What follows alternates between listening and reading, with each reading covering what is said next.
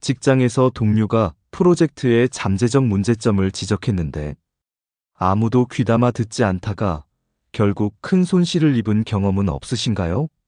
그 동료는 내가 그랬잖아라고 말하지만 이미 때는 늦었죠. 문제를 미리 예방하는 사람보다 문제가 터진 후 해결하는 사람이 더 주목받는 아이러니한 상황, 한 번쯤 경험해 보셨을 겁니다. 우리 조상들은 이런 상황을 곡돌사신이라는 사자성어로 표현했습니다. 이 사자성어는 약 2000년 전 중국 한나라 시대의 한 이야기에서 유래했는데 예방의 중요성을 무시한 집주인이 결국 큰 화재를 겪게 되는 안타까운 사연을 담고 있습니다. 화재 예방이라는 단순한 이야기 속에 우리 삶의 중요한 교훈이 숨어 있다는 사실 함께 살펴볼까요? 기원전 1세기경 중국 한나라 시대의 어느 마을에 부유한 상인 왕명이라는 사람이 살고 있었습니다. 왕명은 마을에서 가장 큰 집을 소유하고 있었고 그의 집은 화려한 장식과 값비싼 가구들로 가득 차 있었습니다.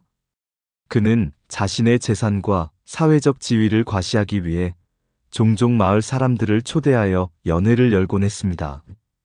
왕명의 집에는 큰 부엌이 있었고 그곳에는 커다란 아궁이와 굴뚝이 있었습니다. 굴뚝은 곱게 뻗어 있었고 아궁이 주변에는 항상 많은 땔감이 쌓여 있었습니다. 하인들은 매일 아침부터 저녁까지 불을 지펴 왕명과 그의 가족을 위한 음식을 준비했습니다. 어느 추운 겨울날 한 나그네가 마을을 지나가다 왕명의 집 앞에 멈춰 섰습니다. 그는 집 구조를 유심히 살펴보더니 걱정스러운 표정을 지었습니다. 나그네는 왕명에게 다가가 인사를 건넸습니다. 주인장, 실례지만 한 말씀 드려도 될까요? 왕명은 의아한 표정으로 나그네를 바라보았습니다. 무슨 일이시오? 나그네는 공손하게 말했습니다. 주인장의 집을 보니 굴뚝이 너무 곱게 뻗어 있고 아궁이 주변의 땔감이 너무 많이 쌓여 있습니다. 이는 화재의 위험이 매우 큽니다. 굴뚝을 꼬불꼬불하게 만들고 땔감은 다른 곳으로 옮기시는 것이 좋을 것 같습니다. 왕명은 나그네의 말을 듣고 코웃음을 쳤습니다. 내 집은 수십 년 동안 이렇게 지어져 왔소. 한 번도 문제가 된 적이 없소.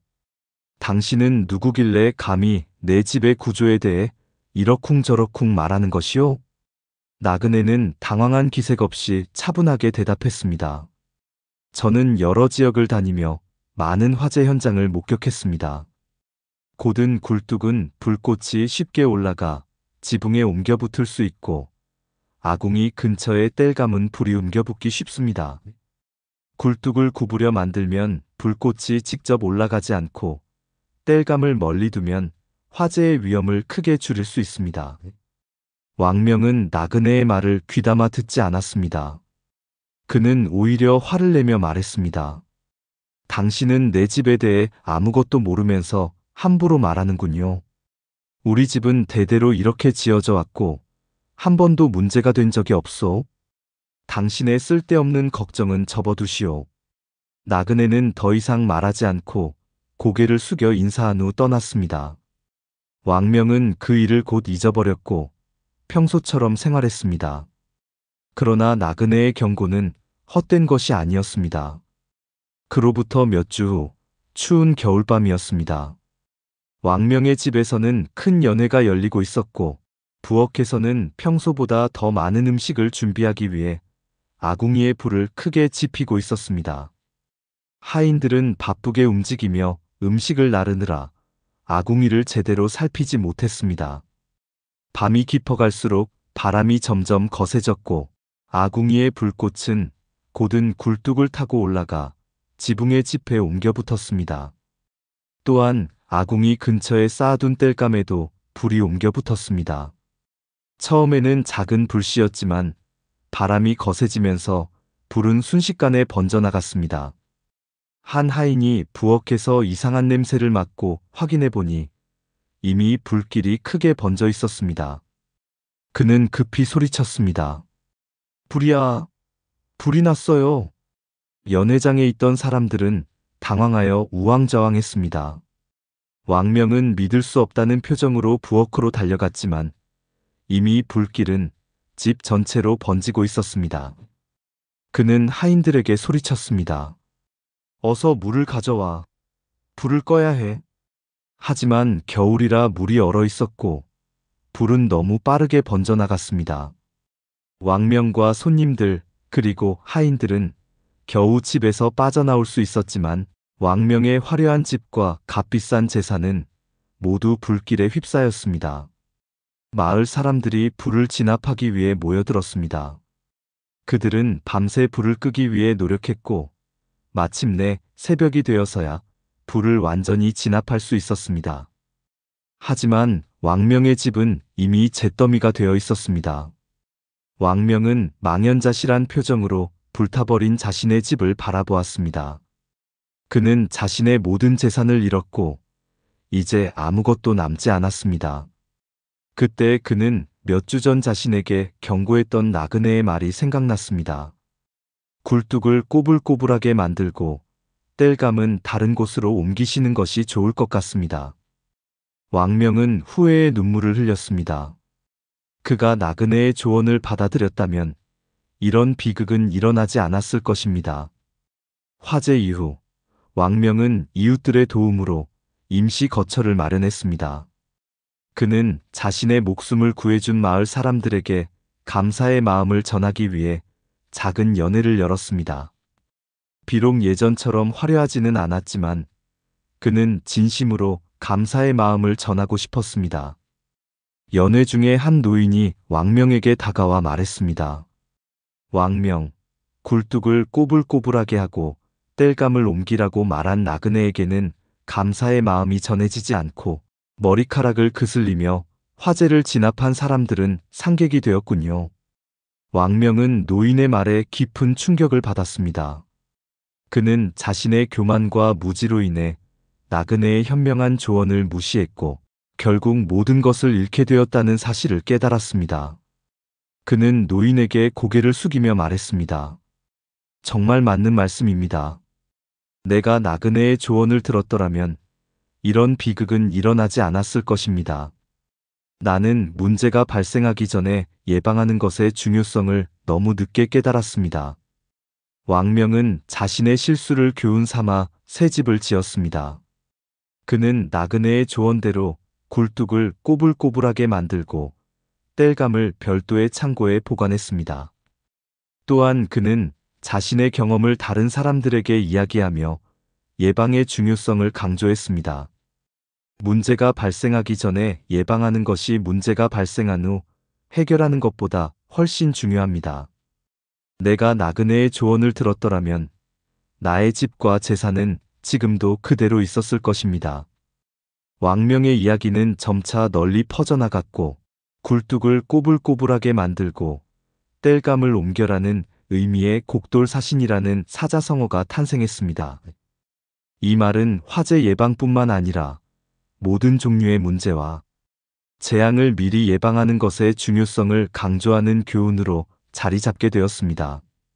또한 이 사자성어는 화재의 예방책을 얘기한 사람은 상을 받지 못하고 불난 뒤 불을 끈 사람이 상을 받는다는 의미로도 사용되었습니다. 이는 문제를 미리 예방하는 사람들의 노력은 종종 인정받지 못하고 문제가 발생한 후 해결하는 사람들이 영웅으로 칭송받는 사회적 현상을 비판하는 의미를 담고 있습니다. 왕명은 자신의 경험을 통해 중요한 교훈을 얻었습니다. 그는 새로운 집을 짓고 사업을 다시 시작했지만 이번에는 더 겸손하고 신중한 태도로 임했습니다.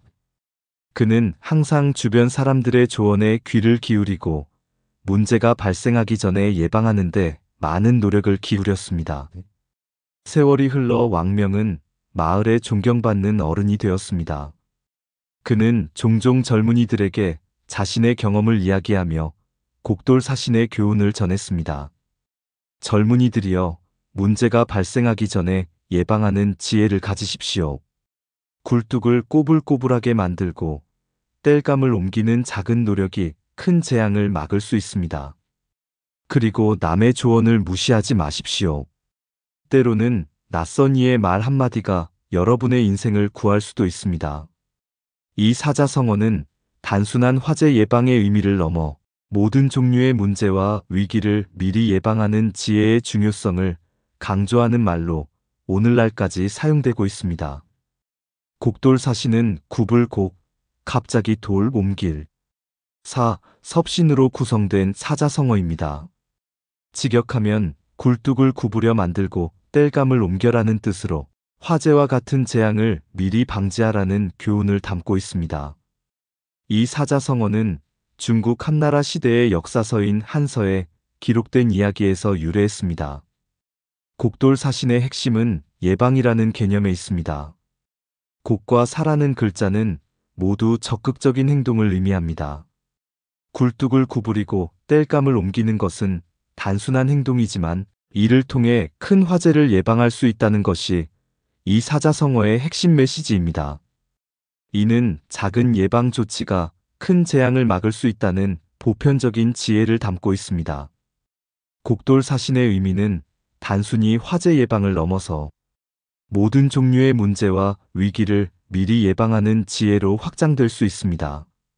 이는 개인의 건강, 재정, 인간관계, 직업 등 삶의 모든 영역에 적용될 수 있는 중요한 원칙입니다. 건강검진을 통해 질병을 조기에 발견하고 저축과 보험을 통해 재정적 위기에 대비하며 갈등이 심화되기 전에 대화로 해결하는 것 등이 모두 곡돌사신의 정신을 실천하는 방법이라고 할 수 있습니다. 문제가 발생한 후 대응하는 것보다 문제가 발생하기 전에 예방하는 것이 비용면에서 효율적이며 피해를 최소화할 수 있다는 것은 현대 사회에서도 여전히 유효한 원칙입니다. 곡돌사신의 또 다른 중요한 의미는 예방적 조치를 취하는 사람들의 노력이 종종 인정받지 못한다는 사회적 현상에 대한 비판입니다.